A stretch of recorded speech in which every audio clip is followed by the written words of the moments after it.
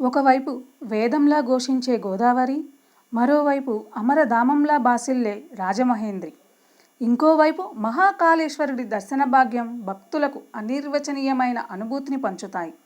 మధ్యప్రదేశ్లోని ఉజ్జయినిలో మాత్రమే నిర్వహించే భస్మాభిషేకాన్ని చూసే యోగం ఇప్పుడు ఆంధ్రప్రదేశ్ సాంస్కృతిక రాజధాని రాజమహేంద్రవరంలోనూ వీక్షించే అవకాశం భక్తులకు దక్కుతోంది.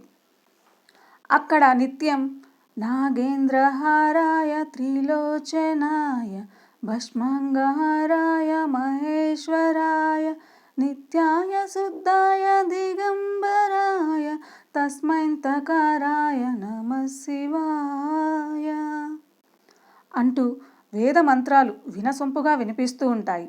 మహాకాళేశ్వరుడికి నిర్వహించే భస్మాభిషేకం భక్తులను ఆధ్యాత్మిక ఆనందజరిలో ఓలలాడిస్తూ ఉంటుంది.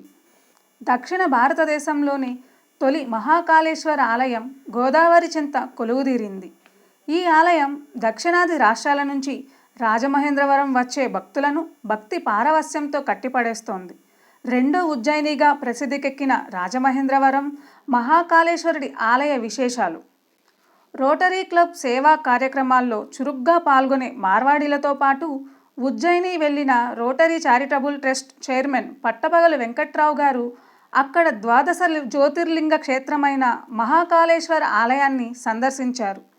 దేశం గర్వించదగ్గ ఇటువంటి ఆలయాన్ని రాజమహేంద్రవరంలో గోదావరి తీరాన నిర్మించాలని నిర్ణయించారు. ఉజ్జయినిలో మహాకాళేశ్వరుడికి జరిపే భస్మాభిషేకానికి మహా అద్భుతమైన క్రతువుగా దేశవ్యాప్తంగా పేరుంది. ఈ భస్మాభిషేకాన్ని చూడటానికి దేశం నలుమూలలా పెద్ద ఎత్తున భక్తులు ఉజ్జయిని వెళ్తుంటారు. ఈ నేపథ్యంలో ఉజ్జయిని మహాకాళేశ్వర ఆలయాన్ని సందర్శించే లభించే అనుభూతిని దక్షిణాది రాష్ట్రాల భక్తులకు అందించాలని రాజమహేంద్రవరంలో ఈ ఆలయ నిర్మాణానికి శ్రీకారం చుట్టారు. పవిత్ర గోదావరి నదీ తీరాన గౌతమి ఘాట్లో 2 ఎకరాల విస్తీర్ణంలో అత్యంత సుందరంగా మహాకాళేశ్వర ఆలయం రూపుదిద్దుకుంది. ఇటీవల ఆలయం ప్రారంభించమైంది. ఆధ్యాత్మికత ఉట్టిపడేలా, ఆధ్యాత్మికులు మనసును దోచుకునేలా పశ్చిమ గోదావరి జిల్లా నరసాపురానికి చెందిన వాసు అనే శిల్పి రూపొందించిన అద్భుతమైన నమూనాలతో మహాకాళేశ్వరుడి ఆలయ నిర్మాణం రూపుదిద్దుకుంది. భూమి ఉపరితలం నుంచి 55 అడుగుల పునాదితో అత్యంత ఆధునికతను ఉట్టిపడేలా చేపట్టిన 109 అడుగుల గర్భాలయ నిర్మాణం భక్తుల మనసు దోచుకుంటోంది. 75 అడుగుల ఎత్తైన 4 గాలిగోపురాలు, 50 అడుగులతో అతి విశాలమైన 4 మండపాలు, 55 అడుగుల ఎత్తైన 4 ధ్వజస్తంభాలు, 4 బలిపీఠాలు, 4 త్రిశూలాలు, 4 నందులను తిలకించారంటే భక్తులు ఆనంద పారవస్యంతో మునిగి తేలాల్సిందే. రండి, నాతో పాటు ఈ ఆలయం మొత్తం వీక్షిద్దాం.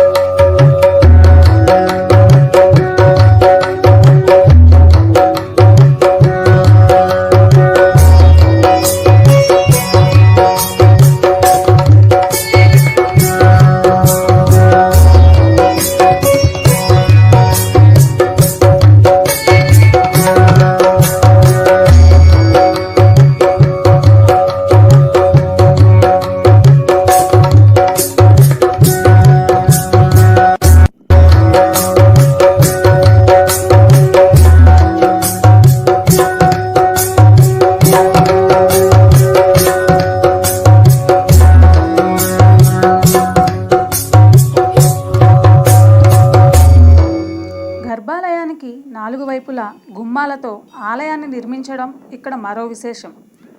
32 ద్వైత 32 అద్వైత ఆలయాలతో కలిపి మొత్తంగా 64 ఉపాలయాలు ఆకట్టుకుంటున్నాయి. ఈ ఉప ఆలయాలను దర్శించుకుంటూనే మహాకాళేశ్వర గర్భాలయంలోనికి వెళ్ళేలా ఆలయ నిర్మాణాన్ని చేపట్టారు. గర్భాలయంలో ప్రధాన శివలింగంతో పాటు బలిపీఠాలు, నందులు, తిరుమలలో ఉప ఆలయాలలోని విగ్రహాలను రాజస్థాన్లోని జైపూర్లో తయారు చేయించారు. రాజమహేంద్రవరం మహాకాళేశ్వరుడి ఆలయంలో ప్రత్యేకంగా చెప్పుకోవాల్సింది భస్మాభిషేకం. ఇక్కడ రోజు తెల్లవారుజామున 4 గంటల నుంచి 6 గంటల వరకు శాస్త్రోక్తంగా జరిపే భస్మాభిషేకాన్ని వీక్షించడానికి వందల సంఖ్యలో భక్తులు వస్తూ ఉంటారు. ఈ భస్మాభిషేకం కోసం రోటరీ క్లబ్ నిర్వహిస్తోన్న 2 కైలాస భూముల నుంచి చితాభస్మాన్ని శాస్త్రోక్తంగా సేకరించి ఆలయానికి తెస్తారు. దేహం చాలించిన వారి చితాభస్మాన్ని తెల్లటి వస్త్రంలో మూటగట్టి లింగాకారంలో ఉన్న మహాకాళేశ్వరుడికి అర్చకులు అభిషేకిస్తారు. దేహం చాలించిన ప్రతి ఒక్కరి ఆత్మ చితాభస్మాభిషేకంతో శాంతిస్తుందనేది భక్తుల నమ్మకం. ఉజ్జయినిలో అయితే భస్మాభిషేకానికి పురుషులను మాత్రమే అనుమతిస్తారు. కానీ రాజమహేంద్రవరంలో స్త్రీలను కూడా అనుమతిస్తున్నారు.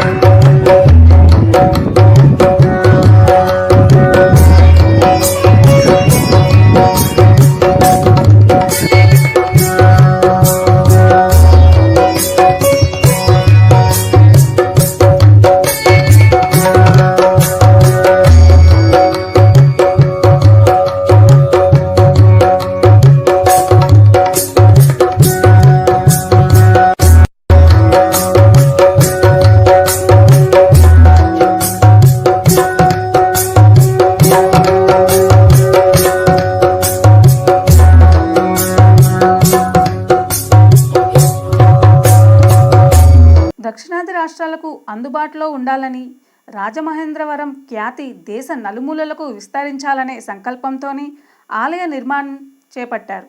చారిత్రక నగరం కావడంతో ఇక్కడి ప్రాశస్త్యం భావితరాలకు గుర్తుండిపోవాలని ఆలయాన్ని ప్రారంభించారు.